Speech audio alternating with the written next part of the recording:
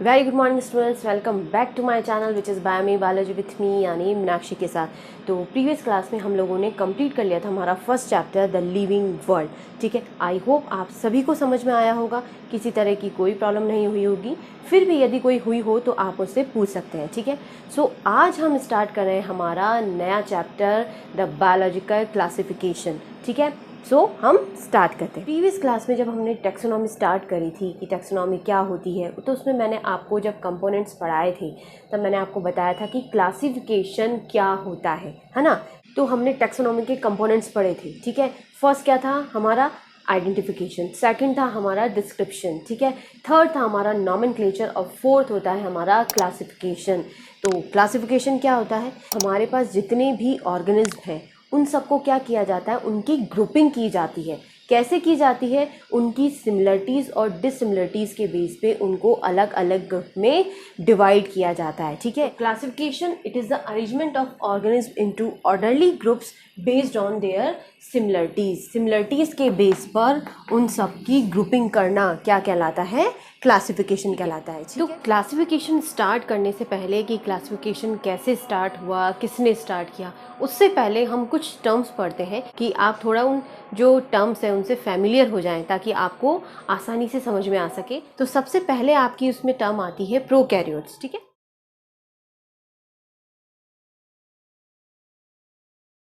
Prokaryote किससे मिलके बना होता है, प्रो प्लस कैरियन। ठीक है, कैरियन का मतलब क्या होता है, न्यूक्लियस, जिसको हिंदी में कहते हैं केंद्रक। ठीक है,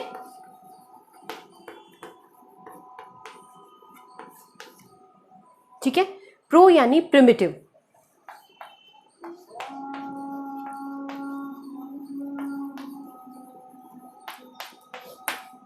ठीक है, प्रो कैरियन, ठीक है, यानी प्रिमिटिव टाइप का आपका न्यूक्लियस, यानी सबसे पहले, यानी बाउंडलेस न्यूक्लियस, जिसके ऊपर कोई कवरिंग नहीं होती, जिसके चारों तरफ कोई कवरिंग नहीं होती, वो न्यूक्लियस। प्रोकैरियोट्स क्या होते हैं कि यूनिसेलुलर ऑर्गेनिज्म होते हैं। सबसे पहली बात तो यूनिसेलुलर ऑर्गेनिज्म होते हैं। ठीक है, that lack a nuclear membrane enclose nucleus में न्यूक्लियस जो होता है वो न्यूक्लियर मेम्ब्रेन के बिना होता है, विदाउट न्यूक्लियर मेम्ब्रेन। ठीक है, तो आप आइडेंटिफाई नहीं कर पाते हो कि ये न्यूक्लियस है भी या नहीं है। तो ऐसे जो ऑर्गेनिज्म होते हैं वो क्या कहलाते हैं, आपके प्रोकैरियोटिक कहलाते हैं। सेकंड आता है आपका यूकैरियोटिक। यूकैरियोट का मतलब होता है, ये किससे मिलके बना है, यू प्लस कैरियन। ठीक है, यू प्लस कैरियन। ठीक है, यू का मतलब होता है ट्रू, कैरियन का मतलब होता है nucleus. whose cell has a nucleus enclosed with in A nuclear membrane या एनवलप, जिसका न्यूक्लियस न्यूक्लियर मेम्ब्रेन के अंदर होता है, क्या न्यूक्लियर मेम्ब्रेन से बाउंड होता है, वो ऐसे ऑर्गेनिज्म क्या कहलाते हैं, यूकैरियोटिक कहलाते हैं। ठीक है, समझ में आ गया। तो प्रोकैरियोटिक होता है और यूकैरियोटिक होते हैं। ठीक है, तो हमारी थर्ड जो टर्म आती है वो आती है ऑटोट्रॉप्स। तो ऑटोट्रॉप्स क्या होते हैं, जो अपना खाना, जो अपना फूड खुद सिंथेसाइज करते हैं वो क्या कहलाते हैं, आपके ऑटोट्रॉप्स कहलाते हैं। ऐसे ऑर्गेनिज्म जो, यानी N organism that can produce its own food using light, water, carbon dioxide and other chemicals, जो इन सबको, अपनी लाइट को, पानी को, कार्बन डाइऑक्साइड को यूज़ करके क्या करते हैं, अपना फूड खुद सिंथेसाइज कर लेते हैं, वो ऐसे ऑर्गेनिज्म क्या कहलाते हैं, ऑटोट्रॉप्स कहलाते हैं। तो हिटोट्रॉप्स क्या होते हैं, an organism that eats other plants और animal for energy and nutrients, organism जो अपनी एनर्जी के लिए, अपने न्यूट्रिएंट्स के लिए किस पे डिपेंड करते हैं, प्लांट्स पे डिपेंड करते हैं या फिर दूसरे एनिमल्स पे डिपेंड करते हैं, वो क्या कहलाते हैं, हिटोट्रॉप्स कहलाते हैं। ठीक है, ऑटोट्रॉप्स हो गया, हिटोट्रॉप्स हो गया, ये क्या है, मोड ऑफ न्यूट्रिशन कहलाते हैं। ठीक है, नेक्स्ट आपके पास टर्म आती है यूनिसेलुलर और मल्टीसेलुलर। तो यूनिसेलुलर क्या होते हैं, जो सिंगल सेल स्ट्रक्चर होते हैं या सिंगल सेल्ड ऑर्गेनिम्स क्या कहलाते हैं, वो यूनिसेलुलर कहलाते हैं। और मल्टी सेलुलर क्या कहलाते हैं, जो मल्टीपल सेल से मिलके बने होते हैं, दो या दो से ज़्यादा सेल से मिलके बने होते हैं, वो क्या कहलाते हैं, मल्टी सेलुलर कहलाते हैं। ठीक है, इन टर्म्स से थोड़ा फैमिलियर हो जाएंगे। तब जब हम अभी क्लासिफिकेशन स्टार्ट करेंगे तो क्लासिफिकेशन में ये कुछ टर्म्स आती हैं, ये जो टर्म्स हैं इनका बार बार यूज़ होता है जब हम क्लासिफिकेशन पढ़ते हैं। सो अब हम स्टार्ट करते हैं हमारे क्लासिफिकेशन की कहानी, कि क्लासिफिकेशन किसने किया सबसे पहले, कैसे स्टार्ट हुआ और क्या क्या बेसिस होते हैं। ठीक है, सो वो हम स्टार्ट करते हैं। ठीक है, अब बात आती है कि ये तो हो गई हमारी डेफिनेशन। तो क्लासिफिकेशन जो है, मैंने आपको जब पढ़ाया था कि टैक्सोनॉमी के फादर कौन है, सबसे पहला जो क्लासिफिकेशन किया था मैंने आपको बताया था, वो किसने किया था, एरिस्टोटल ने किया था। ठीक है, क्यों किया था, क्योंकि जब उन्होंने एनिमल्स की स्टडी करना स्टार्ट किया तब उनके दिमाग में आई ये बात कि इस तरह से काम नहीं चलेगा, हम एक साथ एक चीज़ों को नहीं पढ़ सकते, सारे एनिमल्स को हम एक ही जैसे नहीं देख सकते। क्यों, क्योंकि वो सब अलग अलग हैं, सारे एनिमल्स अलग अलग हैं, इसलिए हम उन सबको एक जैसे या एक जैसा क्राइटेरिया रख के उनको या उनके बारे में नहीं जान सकते। ठीक है, तो एरिस्टोटल ने क्या किया, उन्हें डिवाइड किया। ठीक है, ब्लड के कलर के बेस पे उन्होंने क्या किया, डिवाइड किया, कि एक को नॉन कॉर्डेट बना दिया, एक को कॉर्डेट बना दिया। ठीक है, कि इस तरह क्लासिफिकेशन का स्टार्ट हुआ कि इस तरह से ग्रुपिंग करनी है। ये मैं आपको फर्स्ट चैप्टर में पढ़ा चुकी हूँ। ठीक है, थोड़े दिनों बाद फिर से बात आई कि कैरोलस लीनियस आए। ठीक है, कैरोलस लीनियस ने एक नया सिस्टम दिया जिसे बायनॉमियल नॉमेनक्लेचर कहा जाता है। ठीक है, कैरोलस लीनियस ने भी यही काम किया कि उन्होंने एनिमल्स का और प्लांट्स का क्या किया, क्लासिफिकेशन करना स्टार्ट किया।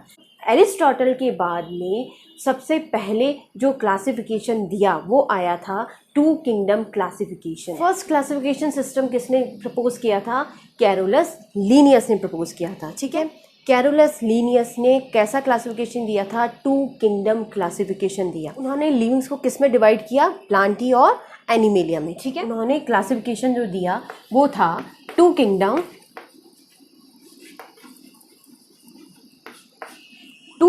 क्लासिफिकेशन था। उन्होंने प्लांटी और एनिमेलिया दो किंगडम में डिवाइड कर दिया। क्लासिफिकेशन का उनका बेसिस क्या था कि मोड ऑफ न्यूट्रिशन का ऑटोट्रॉफिक भी हो सकते हैं और हिटोट्रॉफिक। तो मोड ऑफ न्यूट्रिशन के बेस पर उन्होंने प्लांट्स और एनिमल्स को डिवाइड किया। ठीक है, सेकंड था मॉर्फोलॉजी, प्लांट्स और एनिमल्स की मॉर्फोलॉजी कैसी है, उनकी स्ट्रक्चर कैसी है, चाहे वो आपकी एक्सटर्नल स्ट्रक्चर हो चाहे इंटरनल स्ट्रक्चर हो, यानी उनकी स्ट्रक्चर कैसी है, स्ट्रक्चर के बेस पे, मॉर्फोलॉजी के बेस पे उनको डिवाइड कर दिया दो किंगडम में, कि प्लांट्स अलग कर दिए और एनिमल्स अलग कर दिए। ठीक है, थर्ड जो उन्होंने बेसिस लिया वो था मोबिलिटी, यानी वो मूवमेंट कर सकते हैं क्या, उनमें लोकोमोशन होता है क्या, उसके बेस पर उन्होंने दो किंगडम क्लासिफिकेशन दिया। यानी ये तीनों बेसिस थे जिसकी वजह से उन्होंने टू किंगडम क्लासिफिकेशन प्रपोज किया। ये था हमारा फर्स्ट क्लासिफिकेशन। ठीक है, आप खुद सोच के देखिए कि प्लांट्स और एनिमल्स, सिर्फ प्लांट्स और एनिमल्स हैं, माइक्रोब्स कहाँ हैं, हमारे जो लिविंग्स हैं वो माइक्रोब्स भी हैं, जो यूनिसेलुलर हैं वो कहाँ जाएंगे, वो प्लांट्स में तो आते नहीं है, जो दिख ही नहीं रहे, आपकी स्ट्रक्चर ही आपको पता नहीं, तो आप उसको किस में इंक्लूड करेंगे, कि प्लांट्स में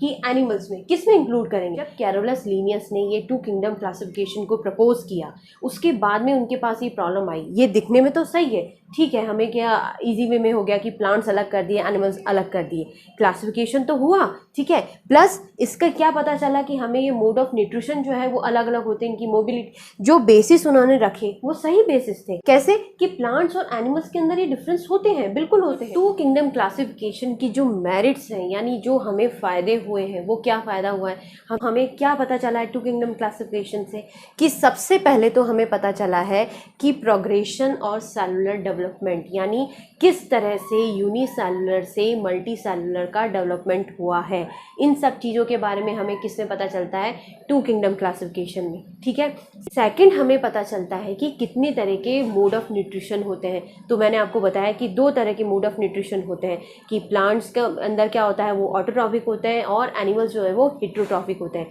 यानी जो अपना खाना खुद बना सकते हैं वो ऑटोट्रॉफिक, जो प्लांट्स के ऊपर डिपेंड रहते हैं वो हिट्रोट्रॉफिक। ठीक है, सेकंड पॉइंट है कि इवोल्यूशन के बारे में या इवोल्यूशन की जो थ्योरी है उसको सपोर्ट करता है। जो डार्विन ने दी इवोल्यूशन की थ्योरी दी थी होगी उसको ये सपोर्ट करता है, ठीक है। तो ये जो क्लासिफिकेशन है ये इसकी मेरिट्स है, लेकिन क्या ये जो है ये सफिशेंट है?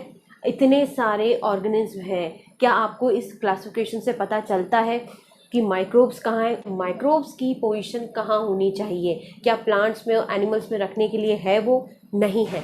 क्या उनमें किस तरह का न्यूट्रिशन होता है आपको पता है? नहीं पता। क्या हमें इस चीज़ से पता चल रहा है? नहीं पता चलता, ठीक है।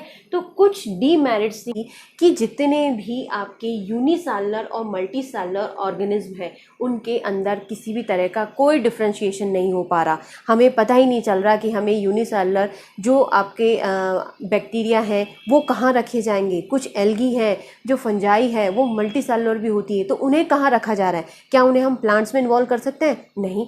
क्या उन्हें हम एनिमल में इन्वॉल्व कर सकते हैं? नहीं। तो फिर उनमें डिफ्रेंशिएशन हमें पता कैसे चलेगा? जो 2 किंगडम क्लासिफिकेशन है उसमें हमें ये पता नहीं चलता है, ठीक है।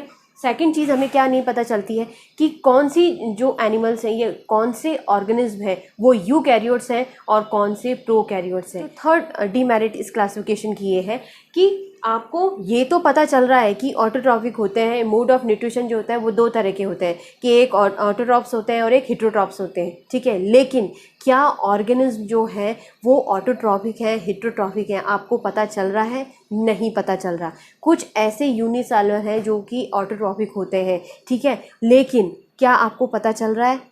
नहीं पता चल रहा। तो कहने का मतलब है ऑटोट्रॉफिक और हेटेरोट्रॉफिक ऑर्गेनिज्म के अंदर भी डिफरेंशिएशन हम नहीं कर पाते हैं 2 किंगडम क्लासिफिकेशन से। इसीलिए इन डीमेरिट्स की वजह से 2 किंगडम क्लासिफिकेशन को रिजेक्ट कर दिया गया कि ये हमें इस मोटे तौर पे 2 चीज़ों के बारे में पता चल रहा है, इसके अलावा हमें क्लासिफिकेशन की कोई नॉलेज नहीं हो रही, कोई पता नहीं चल रहा कि ऑर्गेनिज्म कहाँ, कौन सा ऑर्गेनिज्म किस पोजीशन में रखा जाए, ये हमें नहीं पता चलता, ठीक है। तो ये रिजेक्ट होने के बाद में आपके पास आया क्लासिफिकेशन 3 किंगडम क्लासिफिकेशन, ठीक है। तो अब हम पढ़ते हैं हमारा नेक्स्ट क्लासिफिकेशन जो है 3 किंगडम क्लासिफिकेशन। तो नेक्स्ट क्लासिफिकेशन आया हमारा 3 किंगडम क्लासिफिकेशन। ये किसने प्रपोज किया था? Ernst Haeckel. अर्नस्ट हीकल ने प्रपोज किया 3 किंगडम क्लासिफिकेशन। तो हमें 2 किंगडम क्लासिफिकेशन में क्या प्रॉब्लम हो रही थी कि हमें यही नहीं पता चल रहा था कि हम बैक्टीरिया को कहाँ रखें, ठीक है, प्रोटोजोन्स को कहाँ रखें, तो हमें ये सब चीज़ों के बारे में नहीं पता चल रहा था। अर्नस्ट हीकल ने क्या किया कि हमें ये पता नहीं चल रहा है तो एक काम करते हैं, हम एक किंगडम और ऐड कर देते हैं। तो उन्होंने क्या कर दिया? 3 किंगडम क्लासिफिकेशन बना दिया। उन्होंने प्रोटिस्टा के अंदर क्या किया कि जो भी आपकी डिमेरिट्स थी कि आपको प्रोकैरियोट्स पता नहीं चल रहे, प्रोटिस्टा में डाल दो। आपको प्रोटोजोन्स पता नहीं चल रहे, आपने प्रोटिस्टा में डाल दिया, ठीक। आपको माइक्रो ऑर्गेन्स जो है उनके बारे में पता नहीं चल रहा तो वो आपने किस में कर दिया? प्रोटिस्टा में इंक्लूड कर दिया। आपको फंजाई के बारे में पता नहीं चल रहा कि फंजाई की जो पोजीशन है वो कहाँ होनी चाहिए, तो उन्होंने प्रोटिस्टा में कर दिया। यानी प्रोटिस्टा के अंदर कौन आए?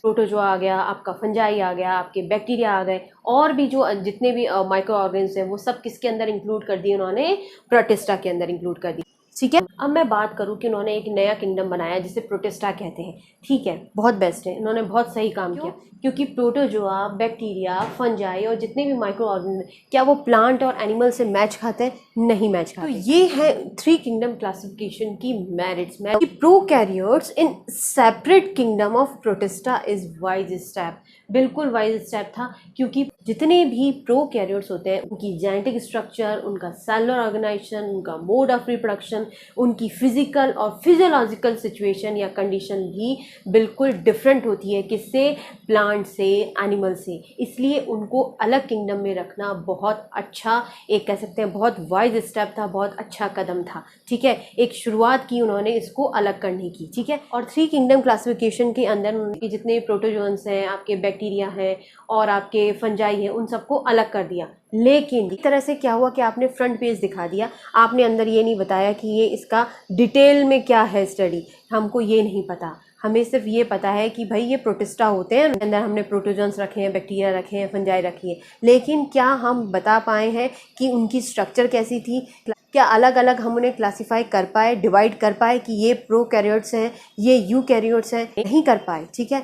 ये थी इसकी फर्स्ट डिमेरिट, ठीक है। सेकंड डिमेरिट ये थी कि जितने भी यूनिसेलुलर और मल्टीसेलुलर ऑर्गेनिज्म थे उन सबको क्या किया? उन्होंने प्रोटिस्टा के अंदर रख दिया। क्या ये वाइज स्टेप था? लेकिन सारे प्रोटिस्टा के अंदर रहने वाले या सारे जितने भी ऑर्गेनिज्म हैं जिनको उन्होंने प्रोटिस्टा के अंदर रखा या इंक्लूड किया, क्या वो सारे यूनिसेलुलर हैं? नहीं। क्या वो मल्टीसेलुलर थे? तो फिर उनको अलग क्यों नहीं किया गया? ठीक है, तो ये था इनका सेकंड डिमेरिट कि ये आप ना तो इसमें प्रोकैरियोट्स और यूकैरियोट्स ऑर्गेनिज्म की लिस्ट बना पाए, ना उनको सेपरेट कर पाए, ना हम ये बता पाए कि यूनिसेलुलर की एक्चुअल में जगह कहाँ होनी चाहिए। जितने भी यूनिसेलुलर ऑर्गेनिज्म हैं वो किस पोजीशन पे इस किंगडम में इंक्लूड होने चाहिए, उनकी पोजीशन को वो नहीं बता पाए, इसलिए 3 किंगडम क्लासिफिकेशन भी रिजेक्ट कर दिया। ठीक है, 3 किंगडम क्लासिफिकेशन के बाद आता है 4 किंगडम क्लासिफिकेशन। ठीक है, वो पढ़ेंगे हम नेक्स्ट क्लास में। ठीक है, आई होप आप सभी को समझ में आया होगा 2 किंगडम क्लासिफिकेशन और 3 किंगडम क्लासिफिकेशन। ठीक है, फिर भी यदि आपको प्रॉब्लम हुई हो, कोई कन्फ्यूज़न हो, तो डेफिनेटली आप मुझसे पूछ सकते हैं, मुझे कमेंट बॉक्स में मैसेज करके बता सकते हैं, या फिर आप मुझे मेल भी कर सकते हैं। आई होप आप सभी एंजॉय कर रहे होंगे लेक्चर्स को, बायोलॉजी को। ठीक है, इंटरेस्ट आ रहा होगा। ये क्लासिफिकेशन के जो टॉपिक होते हैं ये बहुत इंटरेस्टिंग होते हैं, आपको सच में मज़ा आएगा। So stay tuned till then, take care, thank you.